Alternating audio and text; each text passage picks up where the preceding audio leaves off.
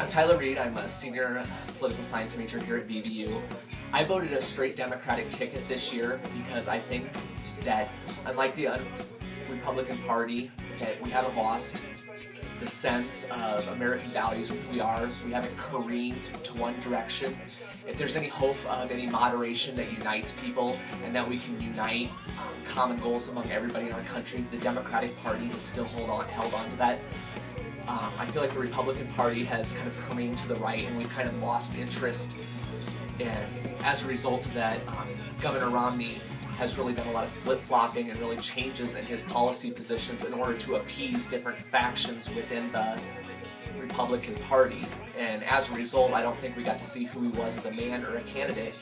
And I think it's very apparent by both his track record that we have now from his first term in office, as well as his speeches and stuff, and his consistency in his policy positions and his debates, what he stands for.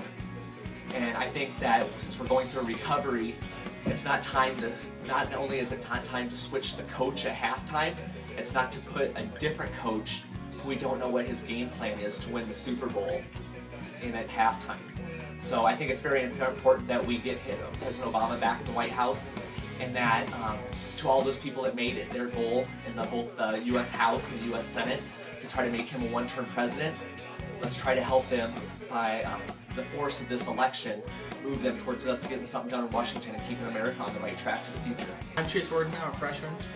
This year I voted for Mitt Romney because I believe that he is the right direction for America compared to the whole hope and change thing that we've endured the last 4 years, which has certainly worked out for us. We've endured over $5 trillion in new debt that Obama has racked up these last 4 years. We have not had a balanced budget. The deficit is ridiculous, and we need a person in office who understands what business is and how to limit our deficit and even cut the deficit, so therefore we can start cutting our budget or cutting our debt to begin with.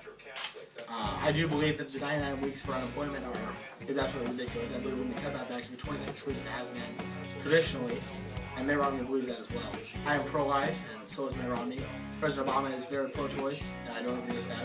I don't agree with many of Obama's policies as far as the economy goes, domestic policy, foreign policy, and and how he would jumpstart the economy or get the economy going compared to Mitt Romney.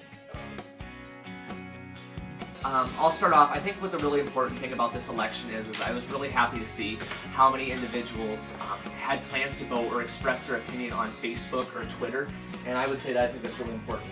I agree. I actually did a project this year for my university seminar class, explaining voter education and why voting is so important in today's elections, and why your vote counts, and why and how that you can personally shape this election in accordance with what you want to happen and what you want to see done and not done.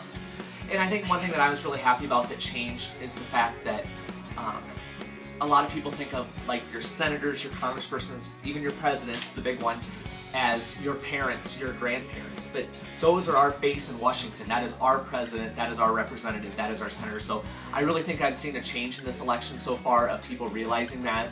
Are you going to vote for Steve King or Christie? Chase probably voted for Steve King. I did vote for Steve King. So it's good that you have an opinion or researched about those issues, and that they're realizing that there's something personal regardless of your age on the line of election. So I think that really adds to the excitement.